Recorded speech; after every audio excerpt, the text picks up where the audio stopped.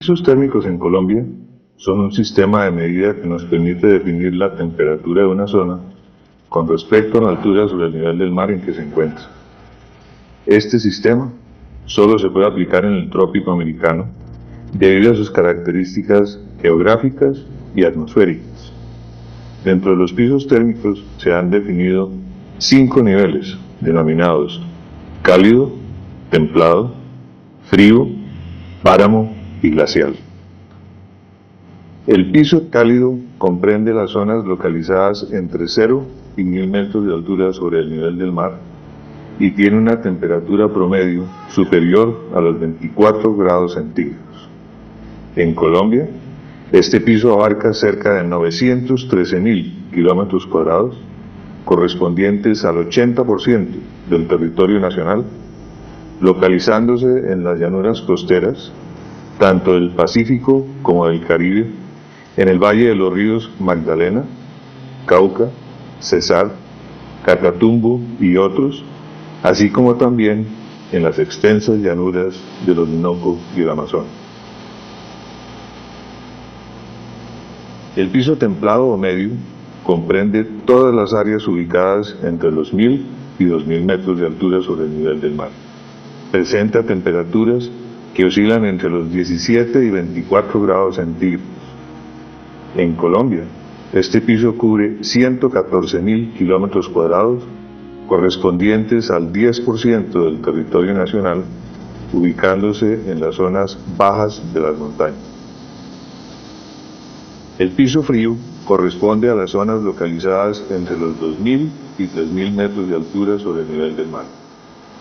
Presenta temperaturas que oscilan entre los 12 y 17 grados centígrados, cubriendo 93.000 kilómetros cuadrados, correspondientes al 7.9% del territorio nacional y ubicándose en las partes altas de las montañas. Piso térmico páramo. Se presenta en las áreas situadas entre los 3.000 y 4.000 metros de altura sobre el nivel del mar. Presenta temperaturas que oscilan entre los 6 y 12 grados centígrados, abarcando 23.000 kilómetros cuadrados, equivalentes al 2% del territorio nacional. Se localiza en la parte superior de las montañas. El piso glacial corresponde a las zonas con alturas superiores a los 4.000 metros de altura sobre el nivel del mar, presentando temperaturas menores a los 6 grados centígrados. Este piso tiene una menor superficie en nuestro país con menos del 0.1%. Estas zonas se caracterizan por temperaturas bajas, lluvias escasas, fuertes vientos helados y nevadas frecuentes. En Autónoma Regional del Valle del Cauca, comprometidos con la vida. Según estudios realizados por la CBC, el porcentaje de enclaves subxerofíticos existentes en el departamento del Valle es menor al 1%. Eso significa que los pequeños relictos de estos ecosistemas deben ser protegidos y conservados por todos. Este enclave subxerofítico es un ecosistema que también recibe el nombre de enclave azonal. Y es precisamente porque depende de unas condiciones como locales del terreno. Por ejemplo, si hay una montaña, para el caso de lo que es Dagua, tenemos la presencia de una gran montaña allí, que es la que, como por así decirlo, como que coge la lluvia que viene pues, del Pacífico, entonces eso genera que haya como una parte como más seca. Entonces, por ejemplo, se ven predominancia de los cactus, por ejemplo, que son como una especie característica de este ecosistema, y también una serie pues, de animales, de especies pues, de fauna también que están adaptadas allí, ¿sí? Como por ejemplo los perros de monte, como por ejemplo las chuchas. Sin lugar a dudas, el enclave subxerofítico más grande del departamento es el de Atuncela en el municipio de Dagua. Sin embargo, se pueden ver en Roldanillo, Tuluá, Yumbo y en el Cerrito, entre otros. El ecosistema azonal o subxerofítico en lo que es la cuenca de la Maime se encuentra restringido a lo que es como la parte media de Cerrito, en los más o menos entre los corregimientos de Aují, Carrizal, Santa Luisa, en lo que se ha denominado el enclave de Crestegallo. Y es ustedes ven ese enclave, es una montaña pues que tiene esa forma característica pues así, por eso debe su nombre pues de Crestegallo. Entonces allí ustedes ven la vegetación, es característica, es una vegetación de bajo porte. La presencia del hombre en esos enclaves y el desconocimiento sobre la importancia de su conservación ha hecho que las acciones antrópicas generen pérdidas de esos ecosistemas. Claro, los sistemas productivos afectan en gran medida, por ejemplo, se da un gran fenómeno de deforestación de las zonas. Entonces, por eso la estrategia de la CBC en ese sentido pues, es aumentar la reforestación de allí, el aislamiento de bosques, de nacimientos de quebradas, de pequeñas quebradas que hay en la región, la reconversión de sistemas ganaderos, porque hay una ganadería pequeña, pero pues, esparcida, digamos, en todo el terreno, entonces pues tener algunos sistemas silvopastoriles para disminuir ese impacto. También tener el tema de sistemas agroforestales, entonces tener ahí algunos cultivos con sombrío. Los enclaves subxerofíticos son también llamados orobiomas zonales y no tienen límites altitudinales debido a que sus características son dadas por condiciones microclimáticas. Por eso, la CBC adelanta procesos de concienciación en todo el departamento para dar a conocer la importancia de su existencia y la necesidad de su conservación. Las acciones en este momento es la conservación a través de lo que es el mosaico de conservación Hermosas Amaime, el cual pues se realiza en convenio con la unidad de parques. Entonces, tiene, digamos, parte de su acción en ese ecosistema subxerofítico.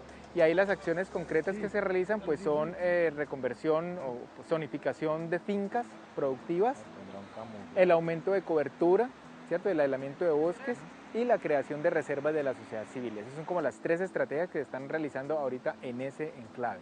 Si desea más información sobre el enclave subxerofítico de la Maime o cualquier otro orobioma zonal del Valle del Cauca, comuníquese al teléfono 275-8153 de la CBC en Palmira. Todos los seres vivos se encuentran en estrecha relación con el medio que los rodea, y este determina las condiciones para su desarrollo.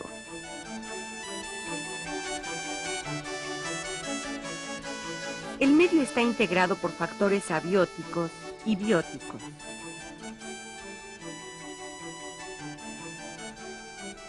Los primeros se refieren a factores físico-químicos como luz, Agua, temperatura, tipo de suelo, y nutrientes, entre otros. Los segundos se establecen de acuerdo a los organismos presentes en el ecosistema.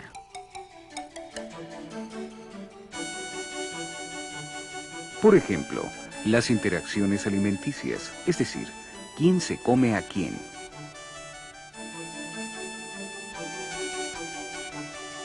Las relaciones de competencia por alimento, espacio u otro factor.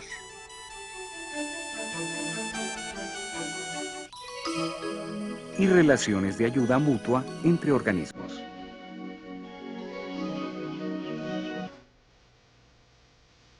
En un ecosistema existen diferentes especies de organismos que están adaptadas a las condiciones del medio.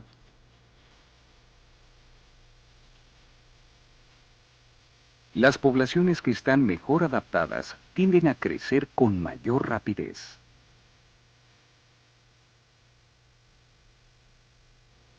Estas poblaciones generalmente son las que predominan y establecen las condiciones para las demás especies.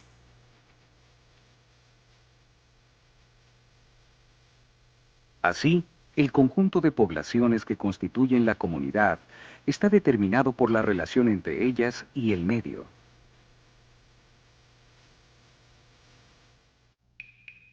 Cada ecosistema es diferente debido a que el medio establece las condiciones para la vida de los organismos, ya que estos a su vez transforman su entorno.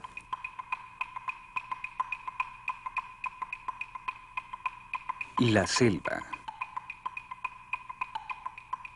El pastizal, el desierto y el río presentan características bióticas y abióticas que los diferencian.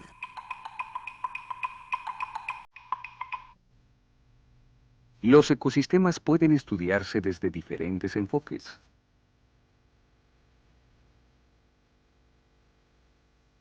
Uno de ellos es describir cuántas y cuáles son las especies que ahí habitan.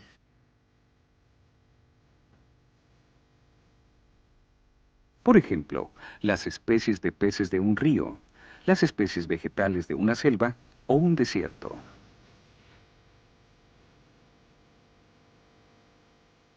Otro enfoque es el funcionamiento del ecosistema.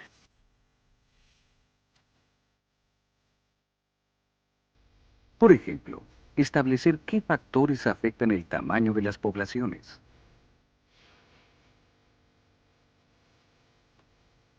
¿Cuáles son las relaciones entre las poblaciones que forman la comunidad?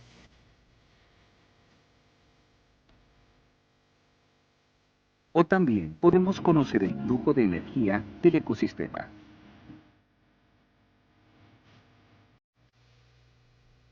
Un último enfoque es el evolutivo. Este nos permite interpretar cómo evolucionaron las especies a partir de sus relaciones con el medio.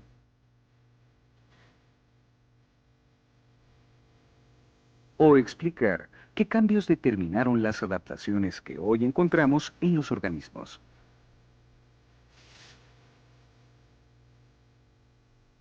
Estos enfoques nos facilitan el estudio de la gran cantidad de relaciones que existen en un ecosistema.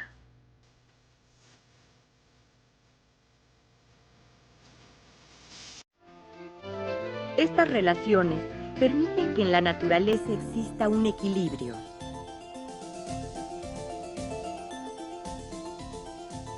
Actualmente, muchas de las actividades del hombre están alterando este equilibrio.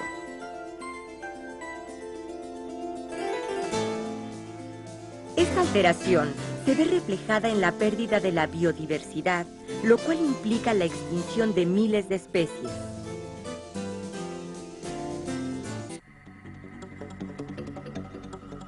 La naturaleza ha tardado millones de años en formar los ecosistemas que existen en la Tierra.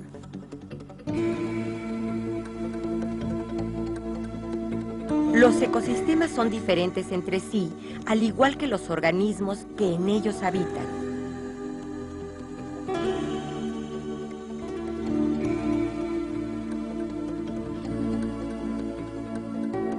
Los factores bióticos, es decir, los organismos, están estrechamente relacionados con factores abióticos como la lluvia, la luz, el suelo, el viento y la temperatura, por ejemplo.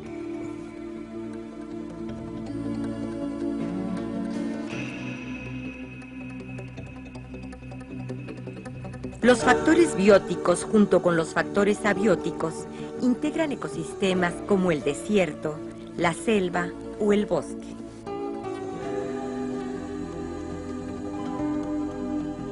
Todos los ecosistemas que existen en la Tierra forman un gran sistema donde lo vivo se relaciona con lo no vivo.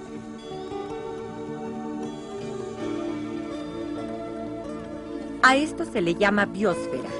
Esta es una capa de la Tierra donde entran en contacto la atmósfera, la corteza y la hidrosfera.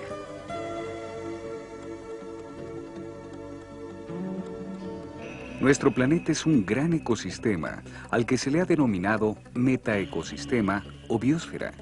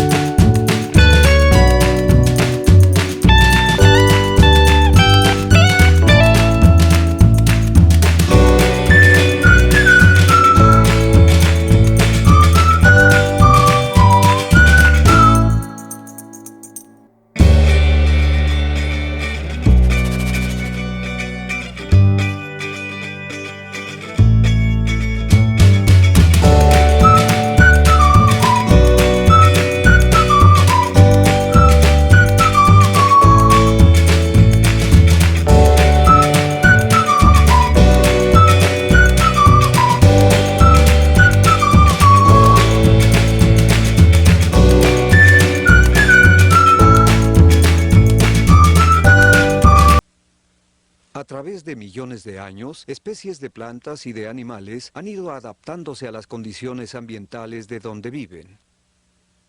Esto ha creado una increíble variedad y biodiversidad de vida en nuestro planeta.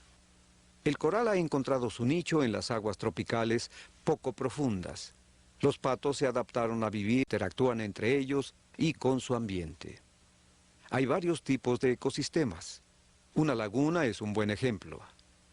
También la orilla del mar, el campo de un agricultor o un bosque. Un ecosistema incluye tanto el componente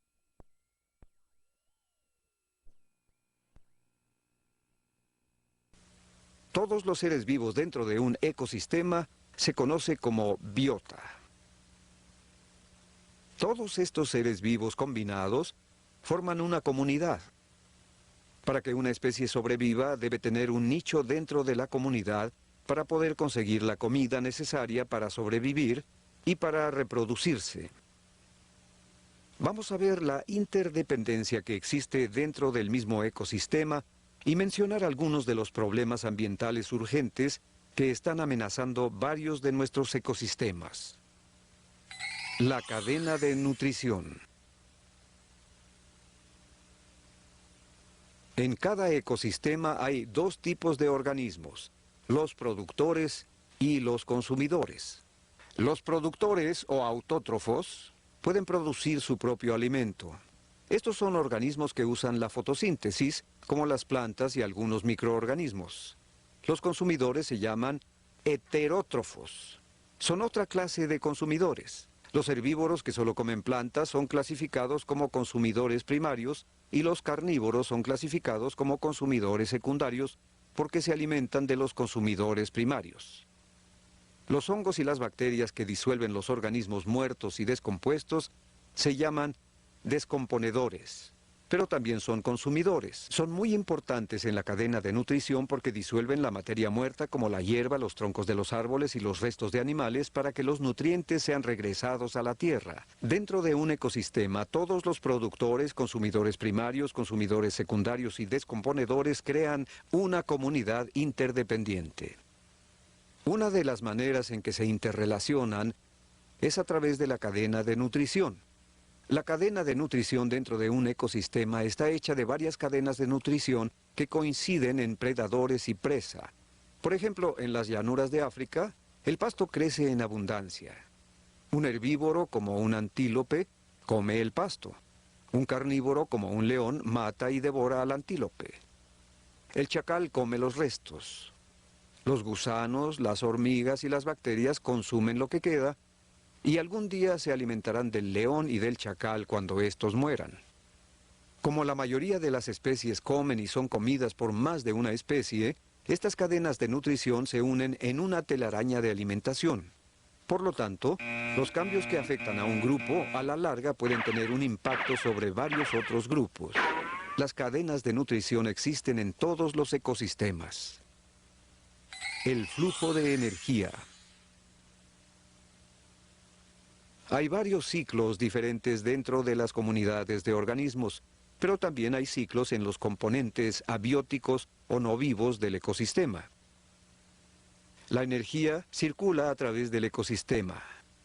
Al principio la energía es captada por los productores, es decir, las plantas y los microorganismos que pueden producir su propia comida a través de la fotosíntesis. Luego la energía sigue en la cadena de nutrición hasta los consumidores, como los herbívoros, los carnívoros y los descomponedores.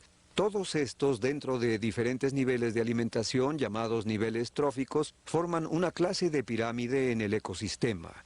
A medida que la energía pasa de un nivel a otro, menos energía utilizable estará disponible para los organismos de los niveles más altos. Los biólogos estiman que solo el 10% de la energía acumulada por la planta es transferida al cuerpo de los organismos que la ingieren. ¿Dónde va el resto? Una parte se usa para la digestión, el trabajo, el crecimiento y la reproducción, pero solo el 10% se queda en el tejido del animal que la comió. El resto de la energía se difunde como calor. Cuando la energía pasa al siguiente nivel trófico, como por ejemplo cuando pasa del herbívoro que come la planta al carnívoro que come al herbívoro, la energía retenida otra vez es reducida a un 10% y el resto no está disponible. En cada nivel trófico hay una disminución del 90% de la energía disponible. A pesar de esta reducción de energía, el ecosistema se mantiene porque la cantidad de organismos o biomasa en cada nivel trófico también se reduce al 90%. La biomasa de la base es tan grande y se repone tan rápidamente que puede sostener los organismos de los niveles superiores. Ciclos químicos. Mientras que la energía fluye a través del ecosistema, otras sustancias son recicladas y nunca se pierden. El agua, que es necesaria para la vida de todos los seres, está siendo constantemente reciclada. Puede estar por un tiempo en un lago y fluir hasta el mar. Puede evaporarse en la atmósfera y el viento llevará el vapor, y luego ésta caerá como lluvia. El agua puede permanecer en la tierra, ser absorbida por las plantas o bebida por los animales. Está siendo constantemente reciclada, no solo a través de ecosistemas, sino también a través de la biosfera. El ciclo de carbono está basado sobre el dióxido de carbono, CO2. Durante la fotosíntesis, los productores, como las plantas, crean componentes de carbono. Cuando las plantas son ingeridas, los carbonos son disueltos a través de la respiración celular y usados como energía por otros organismos. Pero la mayoría es liberada en la atmósfera o en los océanos donde es reciclada. Los combustibles fósiles como el aceite y el carbón también tienen carbono. Cuando estos combustibles son quemados, liberan el carbono en la atmósfera. Con el tiempo, el dióxido de carbono se crea en la atmósfera para producir lo que se llama el efecto invernadero y el calentamiento global, uno de los más serios problemas que estamos enfrentando. A nivel local, los ecosistemas pueden tener demasiada concentración de cualquier elemento que entra en el sistema. Por ejemplo, la atmósfera está hecha en un 78% de nitrógeno, pero solo pequeñas cantidades están en la tierra, los océanos y en organismos. El nitrógeno es reciclado a través de ecosistemas por algunas plantas, bacterias y descomponedores. En los últimos años, grandes cantidades de fertilizantes de nitrógeno han sido agregadas a la tierra para incrementar la producción de cosechas. Esto ha dado como resultado tierras ácidas y contaminación de los cursos del agua. Las plantas también requieren de fósforo para nutrirse y al igual que el nitrógeno se está agregando a la tierra como fertilizante. Los restos de estas tierras de labranza que contienen estos dos químicos sobreestimulan el crecimiento de algas en los lagos y en los ríos. Estas le roban el oxígeno al agua y sofoca la vida acuática. Formas de interacción dentro de los ecosistemas. Siempre hay interacción entre todos los organismos del ecosistema. La competencia por escasos recursos es más común entre los organismos que obtienen su alimento de la misma forma. Los árboles empujan sus ramas hasta lo más alto del bosque para obtener la luz solar que es vital para la fotosíntesis. Al mismo tiempo entierra sus raíces en la tierra lo más profundo posible para obtener agua y minerales. Los árboles que no pueden obtener bastantes cantidades de estos elementos esenciales morirán. De la misma manera, los tiburones en el océano competirán con otros tiburones y otras especies que comen pescado. En un sistema competitivo de escasos recursos, la especie que es más eficiente o más fuerte sobrevivirá. Los coyotes harán huir o eliminarán a los zorros cuando compitan por los mismos recursos. Y los lobos harán huir a los coyotes. Esto se llama exclusión competitiva. Depredación es un término que se usa para describir la relación entre los organismos que comen a otros organismos. Probablemente el mejor ejemplo de esto es cuando un carnívoro mata y come a su presa. Pero hay otras formas de depredación. Los herbívoros comiendo plantas o las arañas capturando moscas son dos formas más de depredación. Muy a menudo hay una relación cíclica entre los depredadores y los perseguidos. Si la cantidad de presas se incrementa, por lo general la cantidad de depredadores se incrementará también. Si la cantidad de presas disminuye, la cantidad de depredadores disminuirá también. Por ejemplo, cuando la sequía reduce la cantidad de herbívoros en la sabana africana, la cantidad de grandes felinos, como los leopardos, disminuye.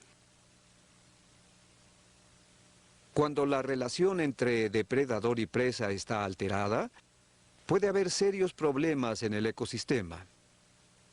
Por ejemplo, en algunas partes del sureste de América se eliminaron los pumas porque mataban a los animales domésticos.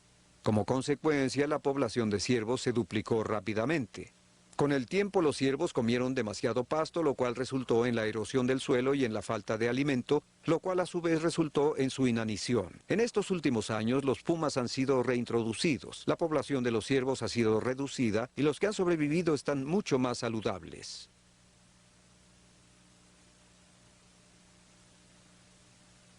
Hay varios ejemplos fascinantes de cómo los organismos han desarrollado tácticas para evitar ser presas. Los cactus han desarrollado puntas y espinas. Los puercoespines tienen púas. Las tortugas tienen un caparazón y los rinocerontes tienen una piel dura como una armadura. El camuflaje es otra táctica. Algunos insectos pueden imitar su entorno tan bien que casi desaparecen. Y un camaleón puede cambiar el color de su piel para disimular y esconderse.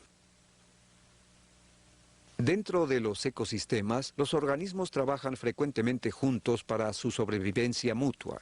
Cuando relaciones unilaterales existen, se llama comensalismos. Los percebes se adhieren a las ballenas. Esto les da protección y les permite alcanzar nuevas fuentes de alimento.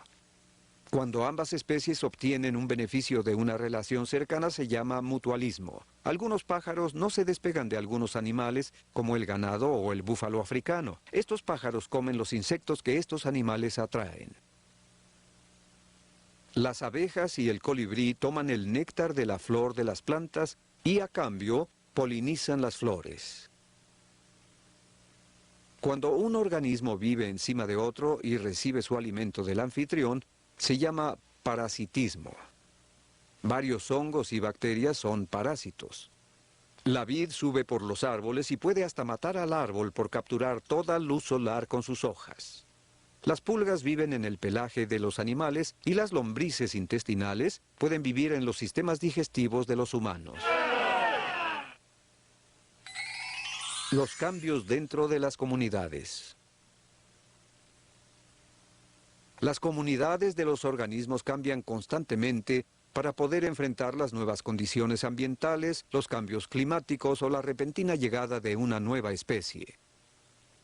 Algunas veces pueden haber cambios muy drásticos. Después de una erupción volcánica, todo lo que queda son rocas áridas. Al poco tiempo, algunas plantas invaden el ambiente. Poco a poco, estas comunidades pioneras dan paso a otras vegetaciones originarias de ese clima y los animales ya pueden mudarse porque ya hay comida para sustentarlos. Esta clase de sucesión en la comunidad no solo sucede en la tierra firme, sino también en ambientes acuáticos. Por ejemplo, varios lagos norteños de Norteamérica se formaron cuando el glacial más grande se retiró hace 9.000 o 10.000 años. Al principio, los lagos no tenían mucha nutrición y casi no había vida. Luego los juncos comenzaron a crecer en las orillas. Las aguas comenzaron a tener nutrientes y atrajeron algas e invertebrados. Los peces empezaron a vivir en el hábitat junto con patos, anfibios y varios carnívoros como las garzas. Los ecosistemas como este pueden existir por muchos años, hasta quizá por siglos. Pero los lagos a menudo se encenagan y se convierten en pantanos con un diferente ecosistema adicional y una diferente comunidad de organismos. La sucesión en cualquier ecosistema no es estrictamente lineal. Los ecosistemas constantemente tienen ciclos de regeneración y de cambio. Un fuego de bosque puede reemplazar un bosque maduro con árboles jóvenes y con ello nuevas poblaciones de pájaros y de insectos. A medida que el bosque madura, diferentes especies de árboles dominarán, mientras que otras disminuirán. Este ciclo sigue hasta que otro fuego inicie el proceso de nuevo. La amenaza de biodiversidad. La actividad humana tiene un impacto sobre casi todos los ecosistemas del mundo y por estar todos interconectados, el impacto general es global. Si queremos que los ecosistemas se mantengan saludables, debemos asegurarnos que mantengan una rica variedad de seres vivos. La biodiversidad de todos los ecosistemas del mundo está teniendo cambios drásticos en la composición de las especies debido a la intervención del ser humano. La población humana ha crecido mucho. La agricultura se ha extendido hasta las tierras marginales. La contaminación del aire y del agua es tan extensa que no hay ninguna parte del planeta que no esté afectada. Un estudio reciente hecho por el Programa de Medio Ambiente de las Naciones Unidas ha concluido que los bosques están desapareciendo a una velocidad alarmante. Solo el 21% de la Tierra está cubierta de bosques saludables, y los autores del estudio temen que las partes ricas de lo que queda de los bosques desaparezca en décadas. Esto tendrá serias consecuencias en la erosión de la tierra y en la habilidad de las plantas a remover el dióxido de carbono de la atmósfera. Otro ejemplo es la destrucción de arrecifes de corales debido a la eliminación de los químicos de las tierras de labranzas y el vertido de aguas negras no tratadas. Las algas que crecen con estos nutrientes asfixian los arrecifes y matan el ecosistema de los arrecifes. La consecuencia de estas influencias humanas es que la rica biodiversidad de los ecosistemas está siendo amenazada. La disminución alarmante de varias especies y la cantidad de individuos dentro de la especie ha llevado a varios biólogos a temer que estamos en medio de una exterminación masiva. Pero a diferencia de las demás, esta exterminación es el resultado de la destrucción de ecosistemas hecha por los humanos. La pérdida de la biodiversidad es uno de los temas más importantes que debemos enfrentar en el siglo XXI. ¿Continuaremos desarraigando y destruyendo ecosistemas y la gran cantidad de organismos que viven en ellos? ¿O aprenderemos a vivir con la gran biodiversidad de la vida que ha bendecido nuestro planeta?